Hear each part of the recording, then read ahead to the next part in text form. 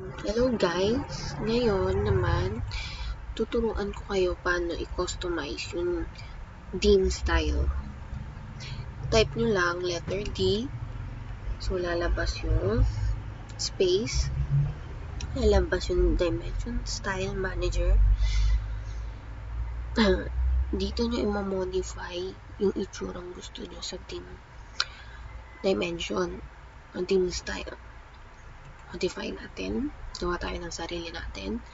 Yung madalas na ginagamit namin sa school is yung dimension line is red. Red. Tapos, yung extension line is red. Pwede rin naman yung gamitin yellow if yung gusto nyo. Diba? Pwedeng cyan, blue, magenta, etc. Diba? Symbols and arrows naman, ang ginagamit din naman namin is architectural tick. Pero kung maganda rin naman gamitin yung close field. Pero sa amin is architectural tick. So, gamitin natin. Pati yung letter is architectural tick. Yung arrow size, kaya 0.18 yan kasi 1:1 ang ratio natin. Pag 1:100, kailangan nyo din lakihan yung arrow size.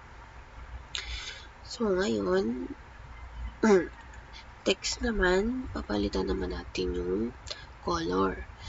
Ang ginamit namin is yellow. Pwede naman white kung gusto nyo. And, ito, wala na kayong babaguhin dyan. Yung text alignment lang. Kung gusto nyo yung horizontal na ganyan, or yung align with the dimension, align siya. Diba? So, dito, wala ka nang babaguhin. Scale o 1:1. Primary units, pinagamit namin din mga, yan, dalawang digit after the decimal point. Or, if gusto mo, 3, ganyan. Pero, mas maganda pag ganyan.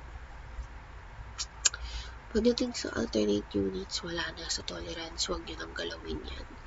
So, ayan na siya. So, set current lang. So, ayan. Yan na yung magagamit natin. And close.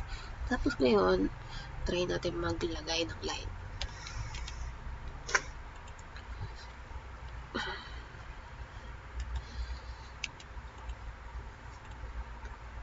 Or, delete natin yan. Na 10 meters. Ayan. Yan, 10 meters. Ngayon, DLI tayo. Oh, ayan. Yan yung itsura ng dim style natin. Yung dimension line. Diba? 10 is equals to 10 meters. Kasi 1:1 yung ginamit natin scale. Okay. Thank you.